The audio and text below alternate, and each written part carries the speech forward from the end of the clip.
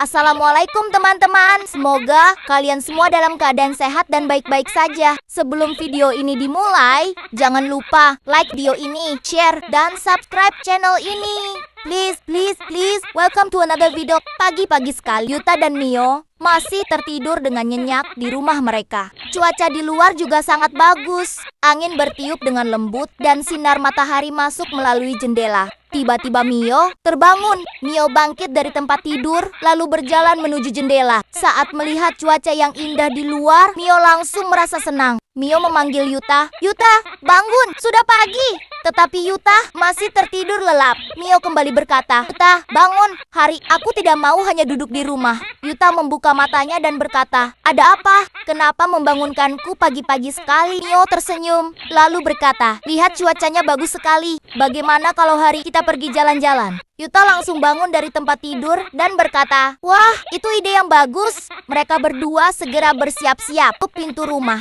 lalu pergi untuk berjalan-jalan. Awalnya, mereka berjalan dengan santai. Di sepanjang jalan, Mio melihat bunga-bunga, melihat pepohonan, dan sesekali mengobrol dengan Yuta. Yuta berkata, Mio, hari ini kita jalan cukup jauh. Ya, Mio menjawab. Iya, hari ini jangan cepat-cepat pulang. Mereka berdua terus berjalan sambil tertawa dan bercanda. Setelah berjalan cukup lama, tiba-tiba Mio berhenti. Mio berkata, Yuta, lihat di depan. Yuta melihat ke depan dan ternyata ada sebuah taman yang sangat besar dan indah. Di dalam taman itu terdapat banyak bunga berwarna-warni, pepohonan besar, ayunan, perosotan, dan berbagai tempat untuk bermain. Yuta berkata dengan gembira, wow, aku tidak tahu kalau di sini ada taman sebagus ini. Mio langsung berjalan masuk ke taman dan berkata, ayo Yuta, hari ini aku mau mencoba semuanya. Mereka berdua masuk ke dalam taman. Hal pertama yang dilihat Mio adalah perosotan. Mio berkata, Yuta, kita main perosotan dulu. Yuta menjawab, oke. Tapi kamu duluan. Mio naik ke atas perosotan, lalu meluncur sampai ke bawah. Mio terlihat sangat senang dan berkata, wow, ini seru sekali. Sekarang giliran Yuta. Yuta juga naik ke perosotan dan meluncur ke bawah. Setelah sampai di bawah, Yuta berkata, wah, ini benar-benar menyenangkan. Mereka berdua naik lagi ke atas. Kali ini, mereka bermain perosotan berkali-kali secara bergantian. Kadang, Mio sampai lebih dulu daripada Yuta. Dan kadang, Yuta sampai lebih dulu daripada Mio. Mereka tertawa begitu banyak sampai tidak sadar bahwa waktu terus berjalan. Setelah puas bermain perosotan, mereka pergi menuju ayunan. Mio duduk di atas ayunan dan Yuta mulai mendorongnya. Mio berkata, Yuta, lebih cepat. Yuta menjawab, secepat itu, nanti kamu jatuh. Mio tertawa dan berkata, aku tidak akan jatuh. Ayo, dorong lebih cepat. Yuta pun mendorong ayunan lebih cepat. Mio mulai berayun semakin tinggi. Kemudian Yuta juga duduk di ayunan yang ada di sebelahnya. Sekarang mereka berdua bermain ayunan bersama. Kadang Yuta berada di atas, kadang Mio yang berada lebih tinggi. Mereka terus tertawa sambil saling melihat. Setelah cukup lama bermain ayunan,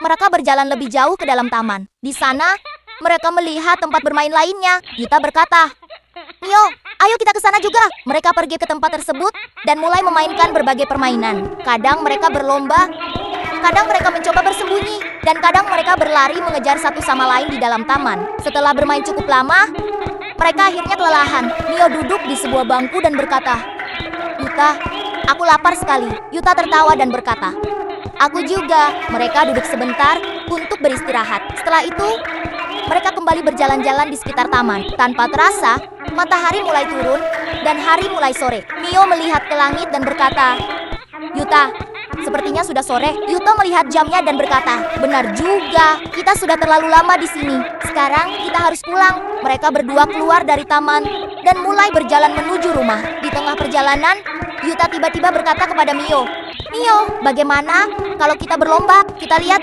siapa yang bisa sampai rumah lebih dulu. Mio berkata, kamu mau mengalahkanku dalam perlombaan? Yuta menjawab, tentu saja. Mio tertawa dan berkata, baiklah, bersiaplah. Yuta berkata, 3, 2, 1, mulai.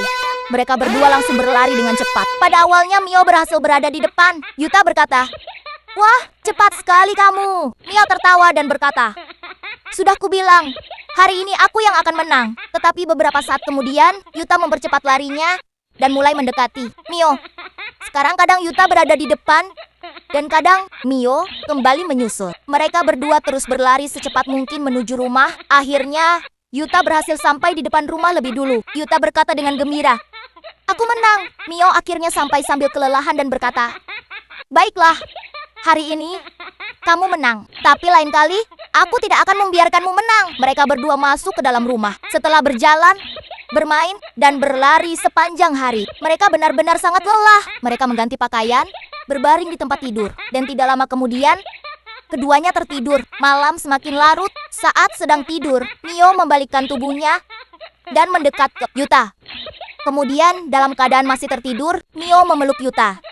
Keduanya tidur dengan sangat tenang. Tetapi, tiba-tiba, terdengar suara klakson yang sangat keras dari luar. Yuta langsung terbangun. Yuta berkata, "Suara apa itu?" Mio juga langsung terbangun. Kemudian, terdengar suara keras lagi dari luar. Mereka berdua berjalan menuju jendela. Begitu melihat keluar, mereka langsung terkejut. Mio berkata, "Yuta, itu Hamut Habibi." Yuta berkata, "Apa? Bagaimana dia bisa sampai di sini?" Hamut Habibi ternyata sudah mulai menyerang kota. Orang-orang berlarian kemana-mana, dan suasana di jalan menjadi sangat kacau. Yuta berkata, "Mio, kita harus menghentikannya." Mio menjawab, "Ayo, cepat." Mereka berdua segera mengambil senjata dan keluar dari rumah. Mereka berlari menuju taman karena mengetahui bahwa Hamut Habibi sedang menuju ke sana. Begitu sampai di taman, mereka langsung melihat Hamut Habibi. Yuta segera mulai menyerang. Mio juga ikut membantu Yuta.